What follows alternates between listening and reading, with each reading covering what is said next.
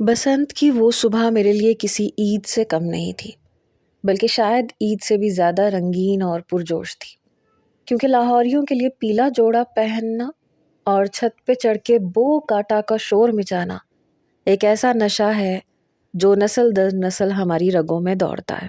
اور زویا، میں تو ویسے بھی اس تہوار کی دیوانی تھی، مگر اس بار معاملہ کچھ اور ہی تھا، کیونکہ یہ بسنت میرے لیے صرف پتنگ بازی کا تہوار نہیں تھا، بلکہ یہ میری منگنی کے بعد پہلی بسنت تھی، اور سامنے والی چھت پر میرا ہادی کھڑا تھا۔ جی ہاں، وہی ہادی جو ہمارے پڑوس میں رہتا تھا اور جسے دیکھ دیکھ کر میں نے اپنی ٹین ایج گزاری تھی۔ ہمارے گھر والے کافی روشن خیال اور سلجھے ہوئے لوگ تھے۔ انہوں نے بھانپ لیا تھا کہ ہم دونوں ایک دوسرے میں دلچسپی رکھتے ہیں، اس لیے بنا کسی ڈرامے کے مہذب طریقے سے ہماری بات پکی کر دی گئی تھی، اور آج کا دن تو جیسے محبت اور مستی کا کاکٹیل بن کے آیا تھا۔ میں نے اپنے لیے ایک شوخ پیلے رنگ کا سوٹ سلوایا تھا اور ہاتھوں میں کانچ کی ہری چوڑیاں پہن رکھی تھیں جو چھت کی منڈیر پہ ہاتھ رکھتے ہی چنک اٹھتی تھیں۔ میں باورچی خانے میں کھڑی گرما گرم چپس اور پکوڑوں کی ٹرے سجا رہی تھی، ساتھ میں الائچی والی چائے کی خوشبو پورے گھر میں پھیلی ہوئی تھی۔ میرے دل میں ایک عجیب سی گدگدی ہو رہی تھی۔ ڈر یا خوف نام کی کوئی چیز میرے پاس سے بھی نہیں گزری تھی، کیونکہ مجھے لگ رہا تھا کہ یہ سب ایک مزیدار کھیل ہے جس میں ہنسی مذاق ہوگا، تھوڑی بہت نوک جھونک ہوگی، اور پھر شام کو ہم سب مل کر باربیکیو کریں گے۔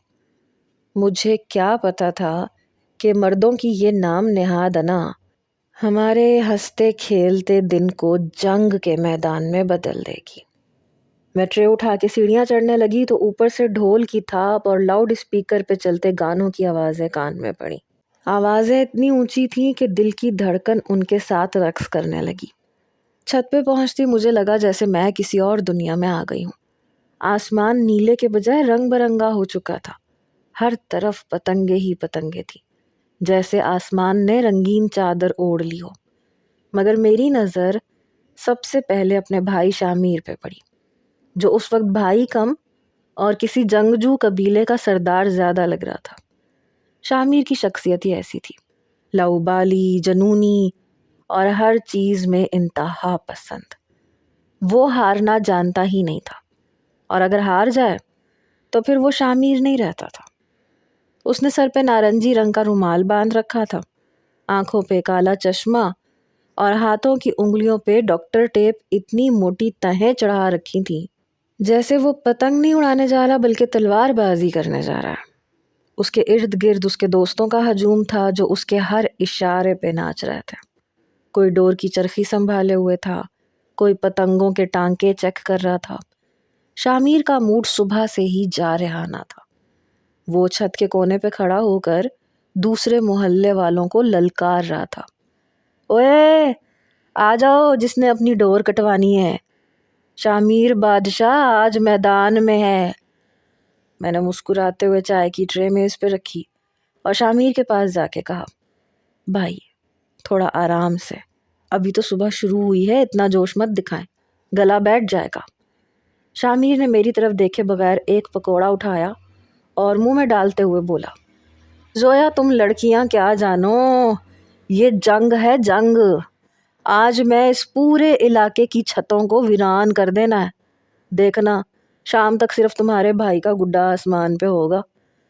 میں نے ہنس کے سر ہلایا اور نظریں گھما کے سامنے والے چھت کی طرف دیکھا جہاں ہادی کھڑا تھا۔ ہادی شامیر سے بالکل الٹ تھا، سلجھا ہوا، پڑھا لکھا اور ٹھنڈے مزاج کا مالک۔ اسے پتنگ بازی کا کوئی خاص جنون نہیں تھا، مگر مجھے خوش کرنے کے لیے اور میرے گھر والوں کے ساتھ گھلنے ملنے کے لیے وہ آج پوری تیاری کے ساتھ چھت پہ موجود تھا۔ اس نے سفید کرتا شلوار پہن رکھا تھا اور اس کے گلے میں بھی پیلا مفلر تھا جو یقیناً اس نے میری میچنگ کے لیے پہنا تھا۔ ہماری نظریں ملی تو اس نے ہلکے سے سر ہلایا اور آنکھوں ہی آنکھوں میں اشارہ کیا کہ میں کیسی لگ رہی ہوں۔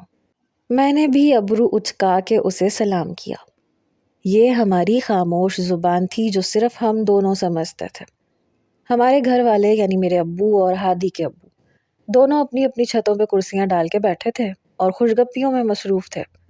وہ دونوں پرانے دوست تھے اور ایک دوسرے کو ہاتھ ہلا ہلا کے مبارکباد دے رہے تھے۔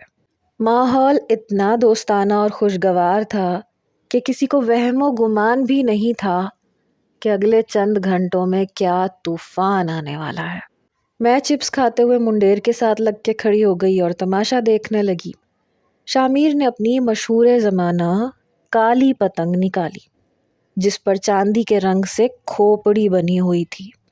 یہ اس کی سب سے خطرناک پتنگ تھی، اور اس کے ساتھ جو ڈور اس نے تیار کروائی تھی وہ اتنی تیز تھی کہ لوگ کہتے تھے کہ شامیر ڈور میں کانچ نہیں ہیرا پیس کے ملاتا ہے۔ ہادی نے بھی اپنی پتنگ ہوا کے حوالے کی، ایک سادہ سی جامنی پتنگ جو ہوا میں ہچکولے کھاتی ہوئی اوپر جا رہی تھی۔ ہادی کو پتنگ اڑاتے دیکھ کے مجھے ہنسی آ رہی تھی کیونکہ وہ ڈور کو ایسے پکڑا تھا جیسے کوئی نازک چیز ہو، جبکہ شامیر ڈور کو ایسے کھینچ رہا تھا جیسے کسی کی جان نکال رہا ہو۔ شامیر کی نظر جب ہادی کی پتنگ پہ پڑی تو اس کے ہونٹوں پہ ایک شیطانی مسکراہٹ آ گئی۔ اس نے اپنے دوست سے کہا، اوے وہ دیکھو میر ہادی میاں بھی میدان میں آ گئے، آج ذرا ان کا امتحان نہ لے لیں۔ میں وہیں کھڑی تھی، میں نے بھی جوش میں آ کے کہا، ہاں بھائی دیکھیں تو صحیح ہادی میں کتنا دم ہے۔ میرا مقصد صرف چھیڑ چھاڑ تھا۔ میں چاہتی تھی کہ ہادی اور شامیر کا ایک مزیدار سا مقابلہ ہو جائے جس میں ہم سب ہنسیں اور انجوائے کریں۔ مجھے کیا پتا تھا کہ شامیر اس مذاق کو اپنی انا کا مسئلہ بنا لے گا۔ شامیر نے اپنی پتنگ کو ڈھیل دی اور سیدھا ہادی کی پتنگ کی طرف لے گیا۔ ہادی بیچارہ تو اپنی دھن میں پتنگ اڑا رہا تھا۔ جب اس نے دیکھا کہ شامیر کی کالی بلا اس کی طرف آ رہی ہے تو وہ تھوڑا گھبرا گیا۔ اس نے مسکرا کے آواز لگائی، شامیر بھائی ہاتھ ہولا رکھیں، میں تو اناڑی بندہ ہوں، آپ کے مقابلے کا کہاں۔ مگر شامیر پہ تو جنون سوار تھا۔ اس نے زور سے نعرہ لگایا، عشق اور جنگ میں سب جائز ہے ہادی میاں، بچا سکو تو بچا لو اپنی پتنگ۔ اب یہاں سے اصل کھیل شروع ہوا جو پہلے تو مجھے بہت دلچسپ لگ رہا تھا۔ میں تالیاں بجا رہی تھی اور کبھی شامیر کو چیئر اپ کر رہی تھی اور کبھی چھپ کے ہادی کو اشارے کر رہی تھی کہ ہمت مت ہارنا۔ لیکن آہستہ آہستہ مجھے احساس ہونے لگا کہ شامیر کچھ زیادہ ہی سنجیدہ ہو گیا ہے۔ اس کی آنکھوں میں خون اتر آیا تھا اور وہ ہادی کی پتنگ کو کاٹنے کے لیے ایسے ایسے پینترے بدل رہا تھا جیسے کوئی شکاری اپنے شکار کو گھیرتا ہے۔ ہادی جو شروع میں صرف ڈیفینس کر رہا تھا اب اسے بھی جوش آ گیا تھا۔ شاید وہ بھی مجھے یہ دکھانا چاہتا تھا کہ وہ اتنا بھی کمزور نہیں ہے، یا شاید مردانہ جبلت اسے بھی مقابلے پہ اکسا رہی تھی۔ دونوں پتنگیں آسمان کے بیچوں بیچ ایک دوسرے میں الجھ گئیں۔ یہ وہ لمحہ تھا جب چھتوں پر موجود شور تھم سا گیا۔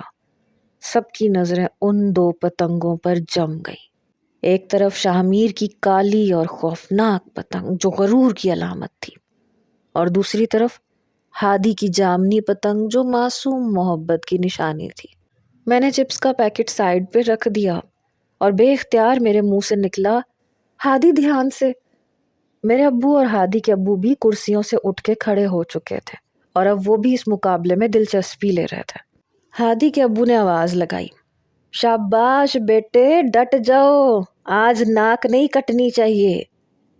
یہ سن کے شامیر کا پارا اور ہائی ہو گیا۔ اسے لگا کہ اب یہ مقابلہ صرف دو لڑکوں کا نہیں بلکہ دو خاندانوں کی عزت کا ہے۔ اس نے اپنی ڈور کو ایک خاص انداز میں کھینچا جسے وہ اپنا خفیہ ہتھیار کہتا تھا۔ اس کا خیال تھا کہ ایک ہی جھٹکے میں ہادی کی پتنگ کٹ کے دور جا گرے گی، مگر ہوا کا رخ اچانک سے بدل گیا اور یہ وہ تکنیکی موڑ تھا جو کسی کے وہم و گمان میں نہیں تھا۔ ہادی کی ڈور جو شامیر کی ڈور کے نیچے سے گزر رہی تھی وہ ہوا کے دباؤ کی وجہ سے تن گئی۔ شامیر نے جیسے ہی جھٹکا دیا اس کی اپنی ڈور پہ دباؤ پڑا۔ ہادی نے گھبراہٹ میں یا شاید لاشعوری مہارت سے اپنی چرخی کو تیزی سے لپیٹنا شروع کر دیا تاکہ وہ اپنی پتنگ بچا کے واپس لے آئے۔ اسی کھینچا تانی میں ایک عجیب سی آواز آئی، زن۔ یہ آواز کسی دھماکے سے کم نہیں تھی۔ اگلے ہی لمحے شامیر کی کالی پتنگ جسے وہ ناقابل شکست سمجھتا تھا وہ کٹ کے ہوا میں بے یار و مددگار لہرانے لگی۔ ایک سیکنڈ کے لیے تو مجھے سمجھ ہی نہیں آیا کہ ہوا کیا ہے۔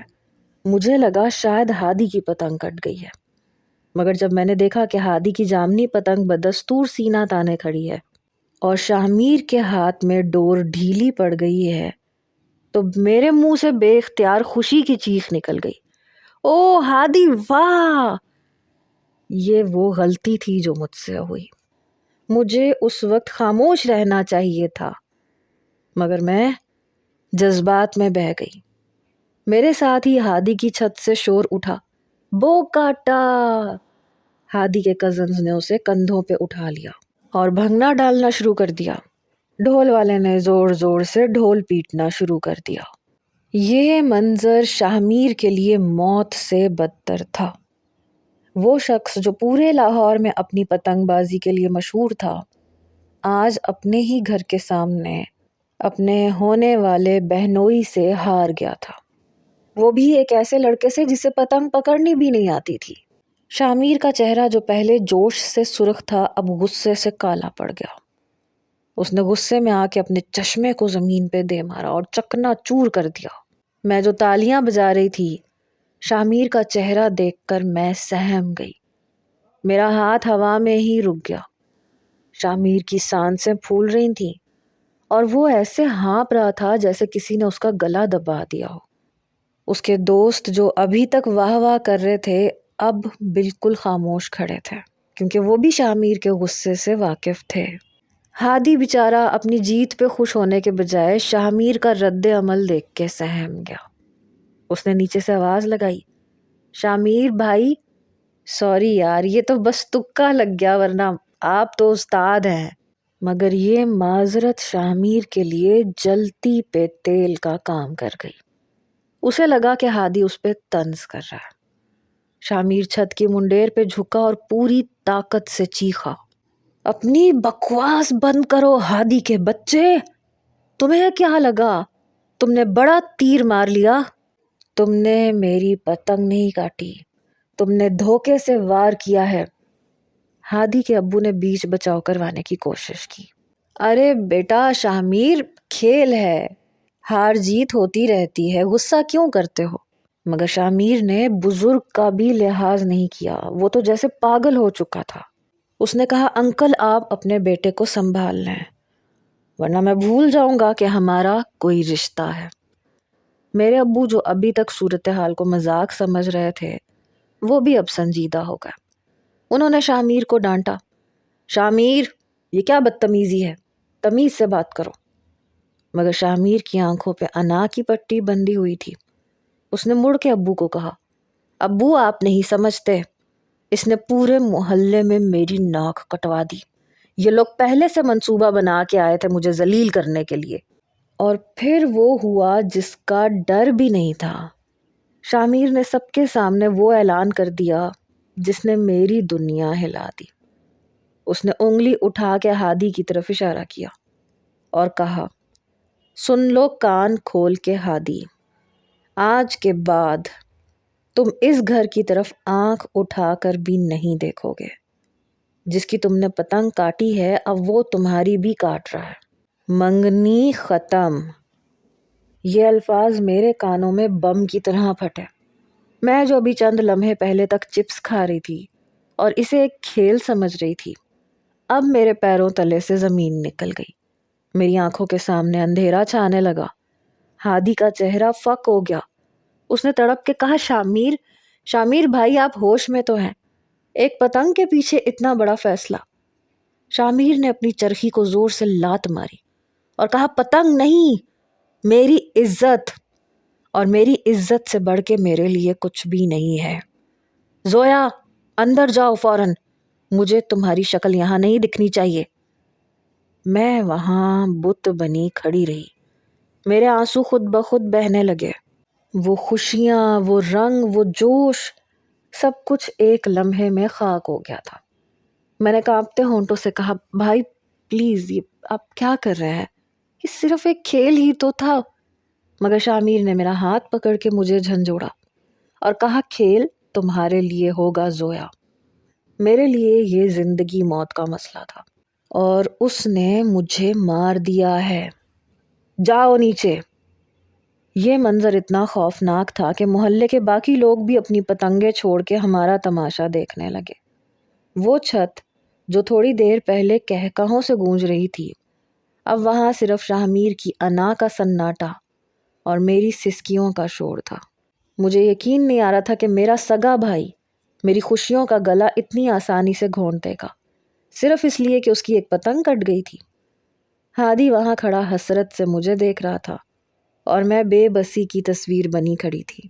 یہ صرف ایک ڈور نہیں کٹی تھی، بلکہ ہمارے خوابوں کی وہ ڈور بھی کٹ گئی تھی جسے ہم نے اتنے چاؤ سے جوڑا تھا۔ شاہ میر کی انا جیت گئی تھی، مگر اس جیت میں ہم سب کی ہار تھی۔ شاہ میر بھائی کی انا کا بت جتنا اونچا تھا، اس کی جڑیں اتنی ہی کھوکھلی تھیں، مگر یہ بات سمجھنے کی توفیق کسے تھی؟ اس منحوس بسنت کی شام کے بعد سے ہمارے گھر کا نقشہ ہی بدل گیا تھا۔ میں، زویا، جو کبھی پورے گھر کی رونق ہوا کرتی تھی، اب ایک چلتی پھرتی لاش بن چکی تھی۔ مگر شاہ میر بھائی کو اس بات کی رتی برابر پرواہ نہیں تھی۔ انہیں تو بس اپنی کٹی ہوئی پتنگ کا دکھ تھا، جو ان کے بغول ان کی غیرت کا جنازہ تھی۔ اگلے کئی روز تک گھر کا ماحول کسی تھانے جیسا رہا، جہاں شاہ میر بھائی خود SHO بنے گھومتے تھے اور ہم سب مجرم تھے۔ ان کی نفسیاتی حالت اب اس نہج پہ پہنچ چکی تھی جہاں انہیں ہر اڑتی ہوئی پتنگ میں ہادی کا چہرہ نظر آتا تھا۔ وہ اکثر چھت پہ جا کے کھڑے ہو جاتے اور دور افق پر کسی پیلی یا جامنی پتنگ کو دیکھ کے دانت پیسنے لگتے، جیسے وہ پتنگ نہیں بلکہ ہادی کی گردن ہو جسے وہ مڑوڑنا چاہتے ہیں۔ طنز و مزاح کا یہ عالم تھا کہ اب محلے کے لڑکے شاہ میر بھائی کو دیکھ کر کھنکارنے لگتے اور کوئی نہ کوئی شرارتی لڑکا جان بوجھ کے گھر کے سامنے سے گزرتے ہوئے گنگناتا کہ ڈور کٹ جائے گی پر پیار کم نہ ہوگا۔ یہ سن کے شاہ میر بھائی کا پارا 7ویں آسمان پہ پہنچ جاتا اور وہ بیچارے چوکیدار پہ غصہ نکالتے کہ تم نے گلی میں صفائی کیوں نہیں کی۔ بھائی کی اس ہٹ دھرمی نے ابو کو بھی پریشان کر دیا تھا۔ وہ اکثر امی سے کہتے تھے کہ بیگم، یہ شاہ میر تو خبتی ہو گیا ہے، اسے سمجھاؤ کہ رشتہ پتنگ کی ڈور نہیں ہوتا کہ کٹا اور پھینک دیا۔ مگر شاہ میر بھائی کے کان پہ جوں تک نہ رینگتی۔ انہوں نے تو اب اس نئے رشتے کی تلاش میں ایسے ایسے نمونے جوڑنا شروع کر دیے کہ دیکھ کے بندہ سر پیٹ لے۔ ایک دن وہ اپنے ایک دور کے دوست کے کزن کو لے آئے جس کا نام مجتبیٰ تھا، مگر پیار سے سب اسے مجنوں کہتے تھے۔ مجنوں صاحب کا حلیہ ایسا تھا جیسے ابھی ابھی کسی پرانی فلم سے نکل کے آئے ہوں۔ تیل لگے چپکو بال اور آنکھوں میں اتنا سرما جیسے کوئی ڈاکو ہو۔ وہ ڈرائنگ روم میں ایسے بیٹھے تھے جیسے کسی انٹرویو میں آئے ہوں۔ شاہ میر بھائی بڑے فخر سے ان کی خوبیاں گنوا رہے تھے کہ دیکھو زویا، مجتبیٰ کتنا سعادت مند ہے، یہ تو پتنگ کے نام سے بھی کانپتا ہے، پتنگ کے پے کا بھی نہیں پتا اسے، اور اسے صرف لوڈو کھیلنا پسند ہے۔ میں نے دل میں سوچا کہ واہ بھائی واہ، ہادی جیسا ہیرا چھوڑ کے آپ میرے لیے ایک لوڈو کا گٹی ڈھونڈ لائے ہیں۔ میں نے چائے پیش کرتے ہوئے جان بوجھ کے کپ مجنوں صاحب کے قریب زور سے رکھا تو وہ اچھل پڑے اور ڈر کے مارے صوفے سے نیچے گرتے گرتے بچے۔ شاہ میر بھائی نے شرمندگی چھپانے کے لیے زور سے کہا لگایا اور بولے، دیکھا زویا کتنا معصوم ہے، بالکل ویسا جیسا میں چاہتا تھا۔ میں نے تڑپ کے کہا، بھائی معصومیت اور بزدلی میں فرق ہوتا ہے، آپ کو میرے لیے ایسا شوہر چاہیے جو چھپکلی دیکھ کے بیڈ پہ چڑھ جائے۔ شاہ میر بھائی کا چہرہ ایک دم سپاٹ ہو گیا۔ انہوں نے غصے سے مجھے باہر جانے کا اشارہ کیا۔ نفسیاتی طور پہ وہ اس قدر خود غرض ہو چکے تھے کہ انہیں میری خوشی سے زیادہ اپنی اس جیت کی فکر تھی جو وہ ہادی کو اس کی زندگی سے نکال کے حاصل کرنا چاہتے تھے۔ ہادی کی حالت مجھ سے بھی بدتر تھی۔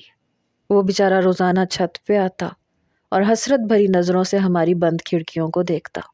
ایک دن میں نے ہمت کر کے پردہ تھوڑا سا سرکایا تو وہ سامنے ہی تھا۔ اس نے اشارے سے پوچھا کہ تم ٹھیک ہو؟ میں نے نفی میں سر ہلایا اور میری آنکھوں سے آنسو نکل آئے۔ اسی لمحے شاہ میر بھائی کی آواز آئی، زویا کھڑکی سے ہٹو۔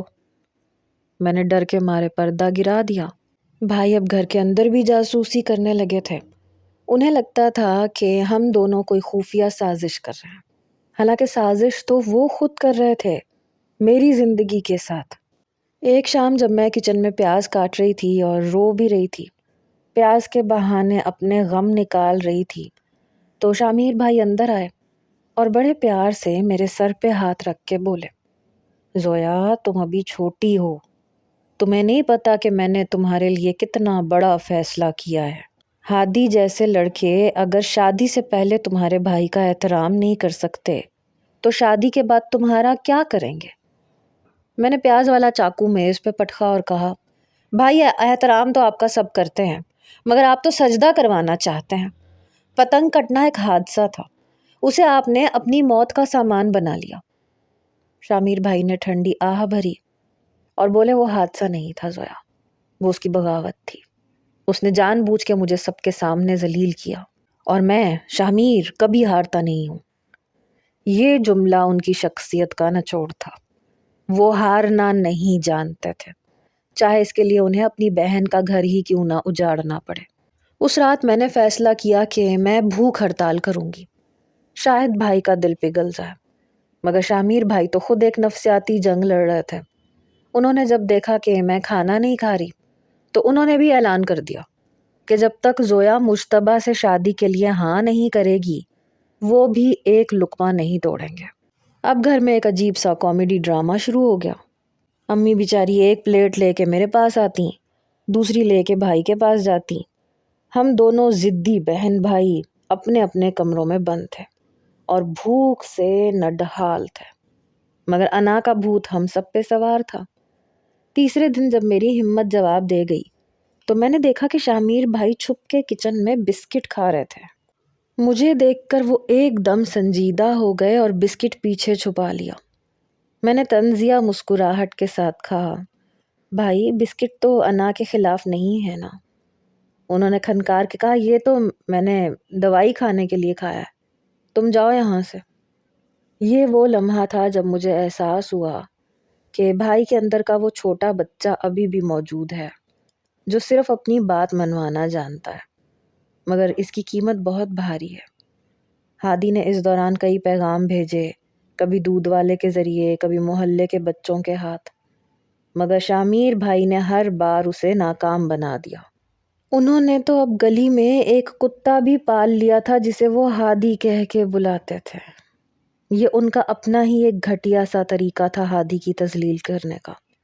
محلے والے اب ہم پہ ترس کھاتے تھے۔ ہماری کہانی ایک لوک داستان بن چکی تھی کہ کیسے ایک کالی ناگن پتنگ نے ایک ہنستے بستے جوڑے کی لٹیا ڈبو دی، اور میں اب تھک کر ہار ماننے والی تھی۔ مجھے لگ رہا تھا کہ شامیر بھائی کبھی نہیں بدلیں گے اور وہ اپنی اس کٹی ہوئی پتنگ کے دکھ کو قبر تک ساتھ لے کر جائیں گے، مگر ہادی کے پاس ابھی ایک آخری پتا تھا جو اس نے کھیلنا تھا، اور وہ پتا تھا بسنت کا آخری اتوار، جسے لاہوری اندھی بسنت بھی کہتے ہیں۔ شامیر بھائی نے اس دن کے لیے ایسی ڈور تیار کروائی تھی کہ اگر اس پہ کوئی پرندہ بھی بیٹھتا تو اس کے پر کٹ جاتے۔ وہ چاہتے تھے کہ اس دن وہ آسمان پہ ایسی دہشت پھیلائیں کہ کسی کو ہادی کا نام بھی یاد نہ رہے، مگر وہ یہ بھول گئے تھے کہ ڈور کتنی ہی مضبوط کیوں نہ ہو، اسے تھامنے والے ہاتھ کبھی کبھی جذبات کی رو میں بہہ کے کمزور پڑ جاتے ہیں۔ میں نے کھڑکی سے دیکھا تو ہادی بھی تیار تھا۔ اس کی آنکھوں میں وہ ڈر نہیں تھا بلکہ ایک عجیب سی چمک تھی، جیسے اسے پتا ہو کہ اب کیا ہونے والا ہے۔ میں نے ایک لمبی آہ بھری اور سوچا کہ اے اللہ، اس بسنت پہ یا تو ڈور جڑ جائے یا پھر یہ سانس ہی ٹوٹ جائے، کیونکہ اب یہ تماشا مزید مجھ سے نہیں دیکھا جاتا۔ شامیر بھائی نے چھت پہ چڑھ کے پہلا نعرہ لگایا تو مجھے لگا جیسے وہ میرے دل پہ چوٹ کر رہے ہوں، مگر تماشا ابھی باقی تھا اور قدرت کا انصاف اپنا راستہ خود بنانے والا تھا۔ بسنت کی ڈھلتی ہوئی دوپہر کا منظر کسی قیامت سے کم نہیں تھا۔ سورج اپنی تمازت کے ساتھ ساتھ چھتوں پہ موجود لوگوں کے جوش و خروش کو بھی پگھلا رہا تھا، اور لاہوریوں کا جنون اس وقت کسی آتش فشاں کی طرح پھٹنے کو تیار تھا۔ مگر ہمارے گھر کی چھت پہ جو سناٹا اور حبس تاری تھا وہ کسی طوفان کے آنے کا پیش خیمہ محسوس ہو رہا تھا، کیونکہ آج کا دن صرف ایک تہوار نہیں بلکہ میرے ضدی اور انا پرست بھائی شاہ میر کی زندگی کا سب سے کڑا امتحان بن چکا تھا۔ سامنے والی پانی کی ٹنکی پہ قصور سے آیا ہوا کالا پہلوان اپنے لاؤڈ اسپیکر کے ساتھ براجمان تھا، اور اس کی آواز پورے محلے کا سینہ چیرتی ہوئی ہمارے کانوں تک پہنچ رہی تھی۔ کالا پہلوان کوئی معمولی پتنگ باز نہیں تھا، بلکہ اس کی شہرت ایک ایسے بے رحم شکاری کی تھی جو نہ صرف پتنگ کاٹتا تھا بلکہ مخالف کی عزت کو بھی تار تار کر دیتا تھا۔ اس کے ساتھ 10-12 لڑکوں کا ایک جتھا تھا جو ڈھول کی تھاپ پہ بھنگڑے ڈال رہے تھے، اور ہر کٹنے والی پتنگ پہ ایسے نعرے لگاتے تھے کہ ہارنے والے کا دل چاہتا تھا کہ وہ زمین میں گڑ جائے۔ بدقسمتی سے آج اس میدان جنگ میں شاہ میر بھائی بالکل اکیلے کھڑے تھے۔ ان کے ہاتھوں کی انگلیاں ڈور کی مسلسل رگڑ سے کٹ چکی تھیں۔ ان کے دوست آج کہیں نظر نہیں آ رہے تھے، کیونکہ ہادی نے انہیں مرغیوں کے ڈربے میں قید کر دیا تھا۔ شاہ میر کی انگلیوں سے سفید ڈاکٹر ٹیپ پہ سرخ خون کے دھبے نمایاں ہو رہے تھے، مگر ان کی آنکھوں میں ہار ماننے کا کوئی اشارہ نہیں تھا۔ وہ پسینے میں شرابور تھے، ان کا سانس پھول رہا تھا، مگر ان کی انا انہیں گرنے نہیں دے رہی تھی۔ اور سب سے بڑا المیہ یہ تھا کہ ان کا ساتھ دینے کے لیے جو شخص موجود تھا وہ دنیا کا سب سے ناموضوع ترین انسان یعنی مجنوں صاحب تھے، جنہیں شاہ میر بھائی اپنی ضد میں میرا جیون ساتھی بنانے پہ تلے ہوئے تھے۔ مجنوں کا حلیہ دیکھ کے رونا بھی آ رہا تھا اور ہنسی بھی۔ وہ سر پہ ایک عجیب و غریب ہیٹ پہنے ہوئے تھا جس پہ شاید پھول بنے ہوئے تھے، اور آنکھوں پہ اتنے بڑے کالے چشمے لگا رکھے تھے کہ اس کا آدھا چہرہ چھپ گیا تھا۔ ہاتھوں میں اس نے باغبانی والے موٹے دستانے پہن رکھے تھے تاکہ ڈور کی دھار اس کے نازک ہاتھوں کو زخمی نہ کرتے۔ وہ چرخی کو ایسے پکڑے ہوئے تھے جیسے کوئی ایٹم بم ہو، اور ذرا سی ڈور تیز ہوئی تو وہ ڈر کے مارے پیچھے ہٹ جاتا تھا، جس سے شاہ میر بھائی کا ردھم ٹوٹ جاتا تھا۔ شاہ میر بھائی بار بار دانت پیس کے اسے گھورتے اور کہتے، اوئے مجنوں، ڈھیل دو ڈھیل، مگر مجنوں کو تو پتنگ بازی کی شاید الف بے بھی نہیں پتا تھی۔ وہ بس ڈر ڈر کے ادھر ادھر ہی دیکھ رہے تھے اور بار بار کہہ رہے تھے، شاہ میر بھائی دھوپ بہت تیز ہے، میری سکن جل رہی ہے۔ میں اور امی چھت کے ایک کونے میں سہمی ہوئی بیٹھی تھیں۔ امی کی زبان پہ مسلسل دعائیں جاری تھیں اور ابو بے چینی سے ٹہل رہے تھے۔ کبھی وہ شاہ میر کو دیکھتے، کبھی سامنے والی چھت کو جہاں پہ ہادی کھڑا تھا۔ ہادی آج بالکل خاموش تھا، اس نے کوئی پتنگ نہیں اڑائی تھی، بلکہ وہ بازو باندھے دیوار کے ساتھ ٹیک لگائے کھڑا تھا، جیسے کوئی بہت بڑا مقصد پال رکھا ہو۔ اس کی نظریں صرف اور صرف شاہ میر پہ جمی ہوئی تھیں۔ اس کی آنکھوں میں ایک عجیب سی تڑپ اور بے چینی تھی۔ وہ دیکھ رہا تھا کہ اس کا دوست اور ہونے والا سالہ کس طرح اس جنگ میں پس رہا ہے۔ مجھے یقین تھا کہ ہادی کا دل چاہ رہا ہوگا کہ وہ سب کچھ بھول کے شاہ میر کی مدد کو پہنچے، مگر شاہ میر نے اس کے راستے میں انا کی جو دیوار کھڑی کر دی تھی وہ اسے روک رہی تھی۔ اس وقت میں ہادی کی پلاننگ سے نا واقف تھی۔ ادھر کالا پہلوان نے اپنی سب سے خطرناک چال چلی۔ اس نے لاؤڈ اسپیکر پہ شاہ میر کا نام لے کے للکارا، اوے شاہ میر بادشاہ، لگتا ہے تیرے بازو تھک گئے، جا کے اپنی بہن کے ساتھ گڑیا گڑیا کھیل، یہ مردوں کا میدان ہے، تیرے بس کی بات نہیں۔ یہ جملہ میرے دل پہ تیر کی طرح لگا، اور شاہ میر بھائی کے لیے تو یہ موت کا پروانہ تھا۔ ان کا چہرہ غصے سے سرخ ہو گیا اور انہوں نے ایک جنونی انداز میں مجنوں سے کہا، نئی پتنگ نکالو، آج یا تو یہ کالا پہلوان رہے گا یا میں۔ شاہ میر بھائی نے اپنی آخری امید یعنی وہ 7 تاوے کا بھاری بھرکم گڈا نکالا جسے وہ زلزلہ کہتے تھے۔ یہ پتنگ انہوں نے خاص طور پر ایسے ہی کسی موقع کے لیے تیار کروائی تھی۔ اس کا رنگ گہرا سیاہ تھا اور اس پر سنہری رنگ سے ایک شیر کی تصویر بنی ہوئی تھی۔ ہوا میں جاتے ہی اس گڈے نے واقعی زلزلہ برپا کر دیا تھا۔ اس کا دباؤ اتنا زیادہ تھا کہ شاہ میر کے بازوؤں کے پٹھے کھچ گئے۔ کالا پہلوان نے بھی مقابلے میں اپنی سفید پتنگ فضا میں بلند کی۔ اب آسمان پہ ایک عجیب سا منظر تھا، ایک طرف سیاہ شیر اور دوسری طرف سفید عقاب۔ دونوں پتنگیں آہستہ آہستہ ایک دوسرے کے قریب آ رہی تھیں اور نیچے کھڑے ہزاروں لوگ سانس روک کے اس مقابلے کو دیکھ رہے تھے۔ یہ صرف پتنگ بازی نہیں تھی بلکہ دو اناؤں کا ٹکراؤ تھا۔ کالا پہلوان بہت شاطر تھا، وہ جانتا تھا کہ شاہ میر تھک چکا ہے اور اس کا ساتھی اناڑی ہے، اس لیے وہ جان بوجھ کے پیچا لمبا کر رہا تھا تاکہ شاہ میر کی ہمت جواب دے جائے، اور وہ بار بار اپنی پتنگ کو شاہ میر کی پتنگ کے نیچے سے گزارتا پھر واپس کھینچ لیتا۔ شاہ میر بھائی پوری مہارت سے اس کے ہر وار کو روک رہے تھے، مگر مسئلہ تب پیدا ہوا جب قدرت نے بھی شاید شاہ میر کا امتحان لینے کا فیصلہ کر لیا۔ اچانک ہوا کا رخ تبدیل ہو گیا اور تیز ہوا کے جھکڑ چلنے لگے۔ ہوا کا سارا دباؤ شاہ میر کی بھاری پتنگ پہ آ گیا۔ ڈور اتنی ٹائٹ ہو گئی کہ اس سے عجیب سی آوازیں آنے لگی۔ شاہ میر بھائی نے چلا کے کہا، مجنو ڈھیل دو، جلدی ڈھیل دو ورنہ ڈور ٹوٹ جائے گی۔ مگر مجنو صاحب اس اچانک افتاد سے بوکھلا گئے، انہیں سمجھ میں ہی نہیں آیا کہ ڈھیل کیسے دینی ہے۔ انہوں نے گھبراہٹ میں چرخی کو الٹا گھمانا شروع کر دیا، یعنی ڈھیل دینے کے بجائے ڈور کو مزید کھینچ لیا۔ یہ پتنگ بازی کی دنیا کا سب سے بڑا بلنڈر تھا۔ ایک زوردار جھٹکا لگا اور چرخی مجنو کے ہاتھ سے چھوٹ کے فرش پہ گر گئی اور لڑکتی ہوئی دور جا گری۔ ڈور تیزی سے کھلنے لگی اور آپس میں الجھ کر ایک پیچیدہ گچھے کی شکل اختیار کر گئی۔ شاہ میر بھائی کی چیخ نکل گئی کیونکہ اب ان کا کنٹرول پتنگ پہ سے ختم ہو رہا تھا۔ پتنگ ہچکولے کھاتی ہوئی نیچے کی طرف آنے لگی اور کالا پہلوان نے کہا لگاتے ہوئے اپنی ڈور کو شاہ میر کی ڈور پہ رکھ دیا۔ یہ وہ لمحہ تھا جب موت سامنے نظر آنے لگی۔ شاہ میر بھائی کی آنکھوں میں بے بسی کے آنسو تیرنے لگے۔ وہ شخص جو کبھی ہارنا نہیں جانتا تھا، آج اپنے ہی غلط انتخاب کی وجہ سے ذلیل ہو رہا تھا۔ مجنو کونے میں دبک کے بیٹھ گیا تھا اور کانپ رہا تھا۔ شاہ میر بھائی نے مایوسی سے آسمان کی طرف دیکھا جیسے مدد کے لیے پکار رہے ہوں، اور پھر وہ معجزہ رونما ہوا جس کا انتظار شاید ہواؤں کو بھی تھا۔ سامنے والی چھت سے ایک سایہ بجلی کی تیزی سے لپکا۔ یہ ہادی تھا۔ ہادی نے ایک لمحے کے لیے بھی نہیں سوچا کہ اس کی جان جا سکتی ہے۔ اس نے ہماری اور اپنی چھت کے درمیان موجودہ خطرناک فاصلے کو ایک جست میں عبور کیا۔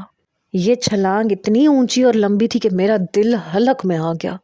ہادی سیدھا ہماری چھت پہ آ کے گرا اور کلا بازی کھاتا ہوا سیدھا اس گری ہوئی چرخی کے پاس پہنچا۔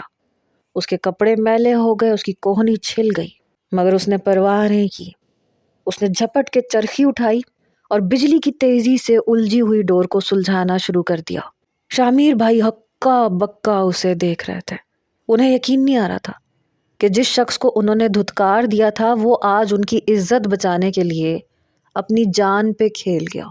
ہادی نے چلا کے کہا، شاہ میر بھائی ہمت نہیں ہارنی، میں آ گیا ہوں، آپ بس پتنگ کو سیدھا رکھیں، میں ڈور سنبھال لوں گا۔ ہادی کی آواز میں ایک ایسا کمانڈ اور یقین تھا کہ شاہ میر بھائی کو لگا جیسے ان کے بازوؤں میں نئی جان آ گئی۔ انہوں نے فوراً اپنی گرفت مضبوط کی اور پتنگ کو سنبھالنے کی کوشش کی۔ ہادی نے چرخی کو اپنے سینے کے ساتھ لگا لیا اور اپنے ننگے ہاتھوں سے تیز دھار ڈور کو ایک خاص ردھم کے ساتھ چھوڑنا شروع کر دیا۔ اس کے ہاتھوں سے خون رس رہا تھا کیونکہ ڈور پہ کانچ پسا ہوا تھا، مگر ہادی کے چہرے پہ درد کا نام و نشان تک نہیں تھا۔ اس کی نظریں صرف آسمان پہ جمی تھی جہاں شاہ میر کی کالی پتنگ اب دوبارہ سر اٹھا رہی تھی۔ کالا پہلوان یہ دیکھ کے بوکھلا گیا کہ شاہ میر کو مدد مل گئی ہے، اور وہ بھی ایک ماہر کھلاڑی کی۔ اس نے غصے میں آ کے گالیاں بکنی شروع کر دی اور اپنی پتنگ کو تیزی سے جھٹکے دینے لگا تاکہ فیصلہ جلدی ہو جائے، مگر اب مقابلہ برابر کا تھا۔ شاہ میر بھائی اور ہادی کے درمیان کسی الفاظ کی ضرورت نہیں تھی، وہ دونوں ایک دوسرے کے ذہن کو پڑھ رہے تھے۔ شاہ میر بھائی جانتے تھے کہ ہادی کب ڈھیل دے گا اور ہادی جانتا تھا کہ شاہ میر کب کھینچے گا۔ یہ وہ جوڑی تھی جسے کوئی ہرا نہیں سکتا تھا۔ ہادی نے آہستہ سے بھائی سے کہا، بھائی اب ہوا ہمارے حق میں ہے، اسے تھوڑا نیچے آنے دو، میں اسے پھنساؤں گا۔ شامیر بھائی نے اس بات میں سر ہلایا اور اپنی پتنگ کو کالا پہلوان کی پتنگ کے نیچے لے گئے۔ کالا پہلوان سمجھ گیا کہ شامیر ڈر گیا ہے۔ اس نے فوراً سے پتنگ نیچے گرائی تاکہ شامیر کی ڈور کاٹ سکے، اور یہی وہ غلطی تھی جس کا ہادی کو انتظار تھا۔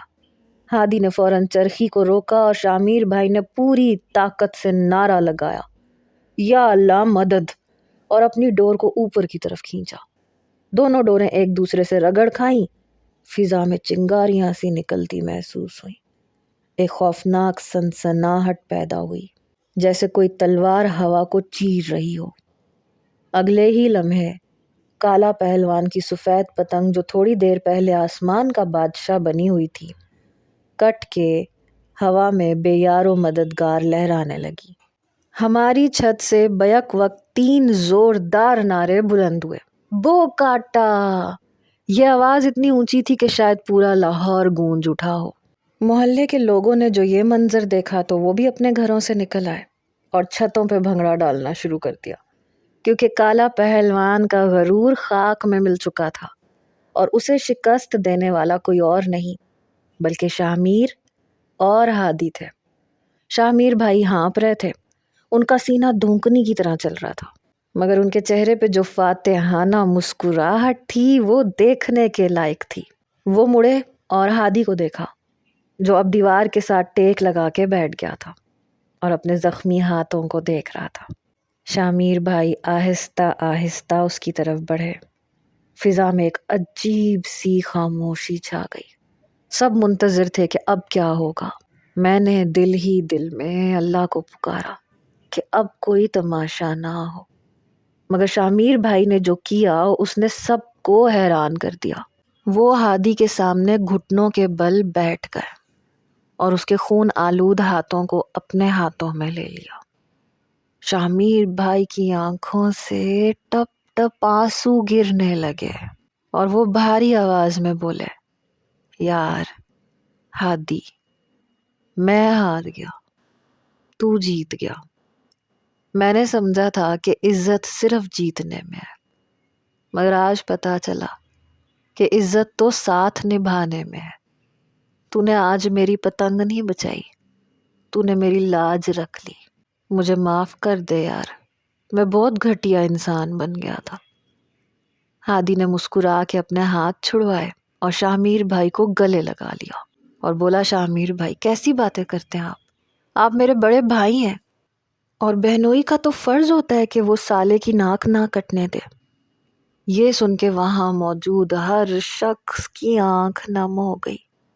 ابو نے آگے بڑھ کے دونوں کو گلے لگا لیا اور بولے، بس آج یہ ڈور جڑ گئی، اب اسے کوئی نہیں توڑ سکتا۔ ادھر مجنوں صاحب جو ابھی تک کونے میں چھپے ہوئے تھے، ڈرتے ڈرتے باہر نکلے اور بولے، ارے واہ شامیر بھائی، کیا کمال کا میچ تھا۔ مجھے تو پہلی پتا تھا کہ آپ جیت جائیں گے، اسی لیے میں نے ڈرامہ کیا تھا تاکہ ہادی بھائی کو موقع مل سکے۔ شامیر بھائی نے مڑ کے مجنوں کو دیکھا اور ایک زوردار قہقہہ لگایا اور بولے، اوے ڈرامے بس، تیرے ڈرامے اب نہیں چلیں گے، تیرا رشتہ تو میں نے طے کر دیا ہے۔ مجنوں خوش ہو کے بولا، سچی؟ کس کے ساتھ؟ شامیر بھائی نے اپنی کٹی پھٹی انگلیاں دکھاتے ہوئے کہا، میری گلی کے کتے کے ساتھ۔ چل بھاگ یہاں سے، ورنہ میں تجھے اسی چرخی پہ لپیٹ کے رکھ دوں گا۔ یہ سننا تھا کہ مجنوں نے جو دوڑ لگائی ہے، پیچھے مڑ کے بھی نہیں دیکھا۔ اس کا ہیڈ ہوا میں اڑ گیا، چشمہ کہیں گر گیا، مگر مجنوں رکا نہیں۔ اس کے بھاگنے کا انداز اتنا مزاحیہ تھا کہ ہم سب ہنس ہنس کے دوہرے ہو گئے۔ شام کے سائے گہرے ہو چکے تھے، آسمان پہ تارے نکل آئے تھے، مگر ہماری چھت پہ روشنیوں کا سیلاب تھا۔ امی نے جلدی سے مٹھائی منگوائی اور شامیر بھائی نے خود اپنے ہاتھوں سے ہادی کو مٹھائی کھلائی۔ پھر انہوں نے مجھے آواز دی، زویا ادھر آؤ۔ میں جھجکتے ہوئے پاس گئی تو انہوں نے میرا ہاتھ ہادی کے ہاتھ میں دے دیا۔ کہنے لگے، میری بہن ہیرا ہے، اسے سنبھال کے رکھنا۔ مجھ جیسا بے وقوف اس کی قدر نہیں کر سکا، مگر تم کرنا۔ میری خوشی کی کوئی انتہا نہیں تھی، مجھے لگ رہا تھا میں خواب دیکھ رہی ہوں۔ باربیکیو کا انتظام شروع ہو گیا، کوئلوں کی مہک فضا میں رچ بس گئی۔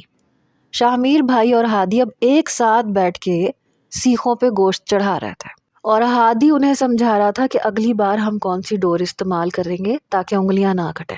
ان دونوں کی دوستی دیکھ کے لگ ہی نہیں رہا تھا کہ یہ وہی لوگ ہیں جو صبح ایک دوسرے کی جان کے دشمن بنے ہوئے تھے۔ بسنت کا یہ تہوار جسے لاہوری کبھی نہیں بھولتے، میرے لیے ہمیشہ یادگار بن گیا تھا، کیونکہ اس بسنت نے نہ صرف مجھے میرا ہادی واپس دلایا تھا بلکہ میرے بھائی کو بھی اس انا کے قید خانے سے رہائی دلوائی تھی۔ رات گئے تک ہماری چھت پہ جشن جاری رہا۔ ڈھول کی تھاپ پہ شامیر بھائی نے بھنگڑا ڈالا اور ہادی نے بھی ان کا ساتھ دیا۔ آسمان پہ ابھی بھی اکا دکا پتنگیں اڑ رہی تھیں، مگر سب سے اونچی اڑان ہماری خوشیوں کی تھی، جو اب کسی بھی طوفان کا مقابلہ کرنے کے لیے تیار تھی، کیونکہ ہمیں سمجھ میں آ گیا تھا کہ زندگی بھی پتنگ بازی کی طرح ہے۔ اکیلے اڑاؤ گے تو کٹ جاؤ گے، مگر مل کے اڑاؤ گے تو آسمان تمہارا ہوگا۔ بسنت کی اس تاریخی شام کے بعد شادی کی تیاریاں ایسے شروع ہوئیں جیسے جنگ کی تیاری ہو رہی ہو، کیونکہ شامیر بھائی نے اس شادی کو بھی اپنی انا کا مسئلہ بنا لیا تھا۔ وہ چاہتے تھے کہ زویا کی شادی ایسے ہو کہ پورا لاہور دیکھتا رہ جائے۔ سب سے پہلے تو انہوں نے شادی کے کارڈ چھپوانے کے بجائے پتنگ کی شکل کے دعوت نامے بنوائے، جن پہ بڑے بڑے الفاظ میں لکھا تھا آئی بو زویا دی ویڈنگ، اور نیچے چھوٹا سا کر کے لکھا تھا ڈور کٹنے کا کوئی چانس نہیں۔ لوگ کارڈ دیکھ کے ہنس ہنس کے لوٹ پوٹ ہو گئے، مگر شامیر بھائی سنجیدہ تھے۔ انہوں نے پورے گھر کو گیندے کے پھولوں کے بجائے رنگ برنگی ڈوروں اور چھوٹی چھوٹی پتنگوں سے سجایا تھا، اور بارات والے دن تو حد ہو گئی۔ جب ہادی بارات لے کر آیا تو شامیر بھائی نے گیٹ پہ انہیں روک لیا۔ عام طور پہ سالے راستہ روکنے کے پیسے مانگتے ہیں، مگر شامیر بھائی نے ہادی کے آگے ایک بہت بڑی چرخی رکھ دی اور بولے کہ اندر تب جانے دوں گا جب تم یہ ثابت کرو کہ میری بہن کو سنبھال سکتے ہو۔ ہادی بھی اب پکا کھلاڑی بن چکا تھا۔ اس نے شیروانی کی آستینیں اوپر چڑھائیں اور بولا بھائی آپ ٹینشن نہ لیں، میں نے پریکٹس کر لی ہے۔ یہ سن کے سب ہنس پڑے۔ پھر بارات اندر داخل ہوئی، مگر اصل تماشا تو کھانے کے وقت شروع ہوا۔ جب دیگیں کھلیں تو ایک بھگدڑ سی مچ گئی۔ شامیر بھائی کسی ٹریفک سرجنٹ کی طرح مہمانوں کو کنٹرول کر رہے تھے کہ اچانک ان کی نظر ایک کونے میں چھپے ہوئے ایک شخص پہ پڑی، جو منہ چھپا کے بریانی کی پلیٹ میں بوٹیاں ٹٹول رہا تھا۔ یہ کوئی اور نہیں بلکہ ہمارے پیارے مجنوں صاحب تھے، جو بن بلائے مہمان کی طرح گھس آئے تھے۔ شامیر بھائی نے پیچھے سے جا کے اس کی گردن دبوچ لی اور بولے اوئے لڈو کے بادشاہ تو یہاں کیا کر رہا ہے؟ مجنوں کے ہاتھ سے پلیٹ گرتے گرتے بچی۔ وہ ہکلاتے ہوئے بولا وہ شامیر بھائی میں بس یہ دیکھنے آیا تھا چاول کچے تو نہیں ہے۔ شامیر بھائی نے کہا لگایا، بولے چل اب آ ہی گیا تو ایک کام کر، وہ جو سامنے قورمے کی دیگ ہے اس پہ پہرا دے تاکہ کوئی بوٹی نہ چرا سکے۔ مجنوں کی تو جیسے من کی مراد پوری ہو گئی، اس نے سلوٹ مارا اور دیگ کے پاس جا کے ایسے کھڑا ہو گیا جیسے بارڈر پہ فوجی کھڑا ہوتا ہے۔ شادی ہال میں ہر طرف ہنگامہ تھا۔ دلہا اور دلہن کے اسٹیج پہ بھی شامیر بھائی نے اپنی حکمرانی قائم کر رکھی تھی۔ فوٹوگرافر جب میری تصویر بنانے لگا تو شامیر بھائی بیچ میں کود پڑے، اوئے اوئے کیمرے والے دھیان سے، میری بہن کی ایسی تصویر آنی چاہیے جیسے وہ آسمان پہ اڑتی ہوئی پری پتنگ ہو۔ فوٹوگرافر بیچارہ حیران پریشان، کبھی مجھے دیکھتا کبھی شامیر کو۔ دودھ پلائی کی رسم کے وقت میری سہیلیوں نے ہادی سے پیسے مانگے تو ہادی کی جیب میں سے ایک لفافہ نکلا جس میں پیسے نہیں تھے بلکہ کیمیکل ڈور کا ایک ٹکڑا تھا۔ وہ بولا یہ لے لو، اس سے زیادہ قیمتی چیز میرے پاس اور کوئی بھی نہیں ہے۔ لڑکیاں منہ بسور کے رہ گئیں، مگر شامیر بھائی نے تالی بجا کے داد دی اور کہا واہ میرا شیر، یہ ہوئی نا بات۔ رخصتی کا وقت آیا تو ماحول جذباتی ہو گیا۔ امی اور ابو رو رہے تھے، میں بھی آنسو بہا رہی تھی، مگر شامیر بھائی نے وہاں بھی انٹری مار دی۔ وہ میرے پاس آئے اور میرے سر پہ قرآن رکھنے کے بجائے ایک چھوٹی سی سنہری چرخی رکھ دی اور ہادی کو بولے دیکھو ہادی میاں، یہ ڈور اب تمہارے ہاتھ میں ہے، اسے کبھی الجھنے مت دینا، اور اگر کبھی ڈھیل دینے کی ضرورت پڑے تو ڈرنا مت، کیونکہ ڈھیل دینے سے رشتہ ٹوٹتا نہیں ہے بلکہ اور مضبوط ہو جاتا ہے۔ اور ہاں، خبردار جو میری بہن کو کبھی تنگ کیا، ورنہ یاد رکھنا میں چھت پہ ہی سوتا ہوں، میری نظر تم پہ رہے گی۔ یہ سن کے روتے ہوئے بھی میری ہنسی نکل گئی۔ ہادی نے مسکرا کے سلام کیا اور مجھے گاڑی میں بٹھایا۔ گاڑی جب چلنے لگی تو پیچھے سے شامیر بھائی کی آواز آئی، اوے ڈرائیور، گاڑی ایسے چلا جیسے ہوا میں پتنگ تیرتی ہے، جھٹکا نہیں لگنا چاہیے۔ اور یوں ہنستے کھیلتے آنسوؤں اور کہکہوں کے درمیان میں اپنے نئے گھر روانہ ہو گئی، اور پیچھے مڑ کے دیکھا تو شامیر بھائی ابھی بھی ہوا میں ہاتھ ہلا رہے تھے جیسے وہ کسی پتنگ کو الوداع کہہ رہے ہوں، اور پاس ہی مجنو کھڑا قورمے کی دیگ سے چمٹا ہوا تھا۔